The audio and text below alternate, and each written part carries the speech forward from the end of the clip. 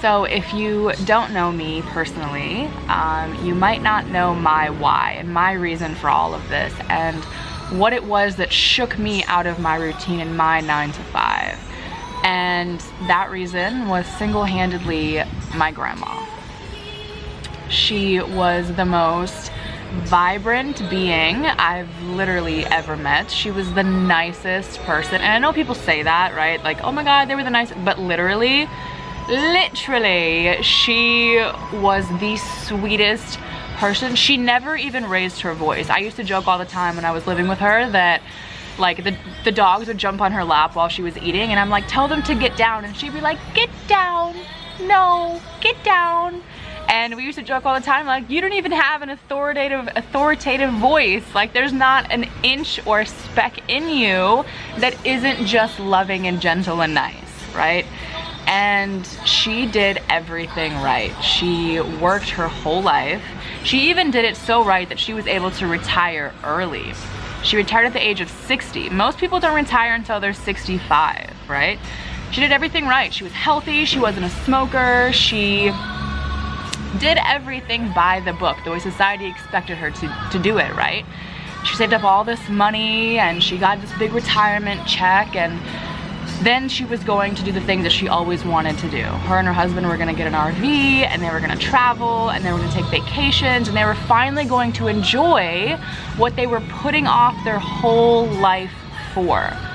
They waited their whole life for retirement, for this golden age, and it even came to them early, 5 years early. They finally got to do these things that they've been waiting their entire existence for and working their whole life for. And she went in for a routine eye exam, and they found a lump behind her eye. And they did a full body scan, and they found out that she had stage 4 lung, bone, and brain cancer at the age of 60. And they told her that she had less than a year to live. And I mean, like, hearing something like that, like, it just shakes everything that you know to be true, right? It shakes everything that you think you know about life and the time that you have with the people that you love in your life, and it shakes what you think life means, and it shakes what you think that you should be doing and what's the right way to do it, and it shakes all the promises that you think you're guaranteed about life. And I'm gonna try not to get emotional. Fast forward a little bit, a few months in, she did really intensive chemo and radiation on her body and on her brain, and the cancer, since it was already stage 4, it wasn't growing anymore, but it wasn't shrinking. So she made it through the first year. She beat all the odds, and she just kept declining. Her body, her physical state just kept declining, and it got to the point where she couldn't really do anything independently. So I moved from San Diego in with her in Wisconsin, and I was her caretaker 24/7, me and her, for 9 months.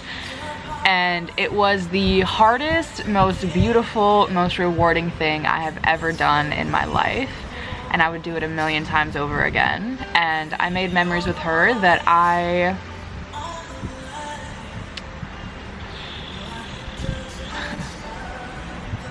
made memories with her that I would have never had otherwise. And I'm so grateful that I was able to realize in that moment, even before she was gone, that, you know, it's not about the paycheck or the nice house that I have or the job that I have in San Diego or the fun and the friends that I'm having. It's about spending time with the people that you love, because you never know when you're not gonna have them. And she just became the most important thing in my life. So giving up everything to be there, one, reshaped the way that I saw what was important in life, but then being there with her for 9 months and watching her go from being able to walk on her own with a walker to I am supporting her with a walker, and then she's in a wheelchair now, and being able to write on her own and do her own bills and all the things that she loved to do on her own, do her makeup, to I was doing all of those things, and we'd sit every day and we'd get her bandana on, and I would do her makeup, and I'd put her earrings for her and her nails, and I would make breakfast for her, and I would open the mail, and just seeing her decline the way that she did, and see her body take away all of the freedom and all of the independence and all of the life that she still had in her soul and in her mind, it reshapes the way that you see things, and it really makes you re-script what you think it's all about and what you should be focusing on.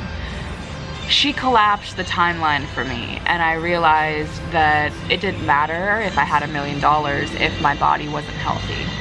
It didn't matter if I did everything right and I finally reached retirement if I didn't have 5 more years to live.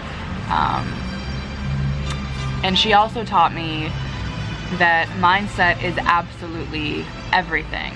And I think, you know, I've always kind of had this idea that like I wanted to be in control of my own life, and the thoughts that I have control of my life. I've always kind of like had those feelings deep down, even though I never really knew how to put them into words, or what it meant, or what that meant for me spiritually, or whatever. But I always kind of felt them, and then being with her and living with her every day, and like the jokes that we had and the memories that we had and the moments that we shared, and just seeing her for who she really was at her core every day, she taught me that like truly your mindset and what you believe to be true about yourself and about your life is what is true about yourself and about your life.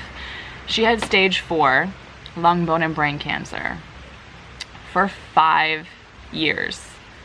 We had 5 extra years with her, and she was a walking, talking miracle to all of her doctors, all of the special appointments we went to, everything that we did, all the scans that we saw. No one understood how she was still living, one, and how she was in no pain, how she had stage 4 bone cancer in her entire body, and she wasn't in a speck of pain.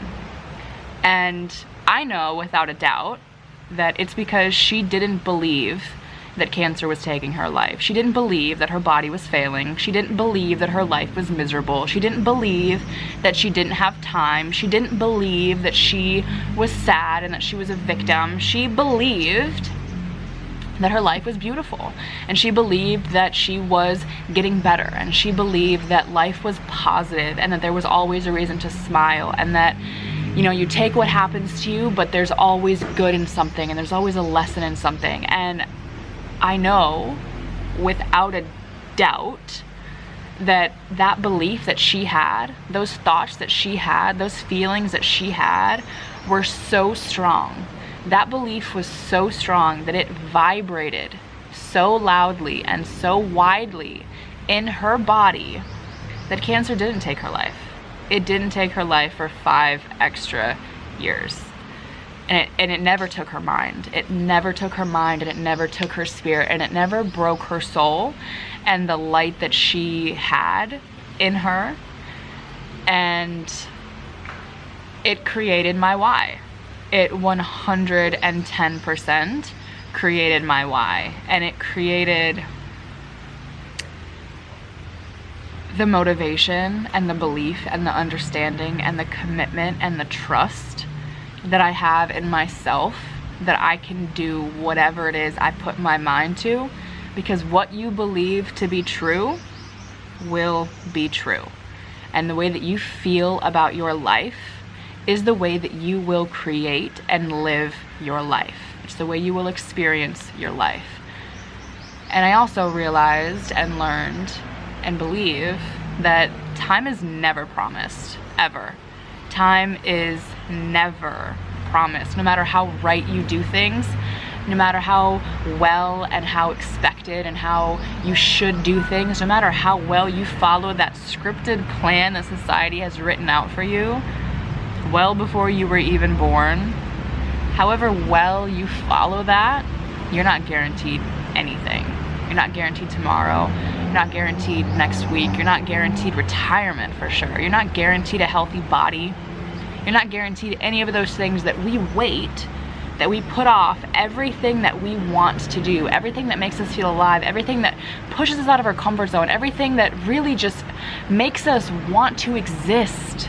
More than just existing and going through the motions, but really existing and experiencing what it means to be human with this one magical, insane life that we have.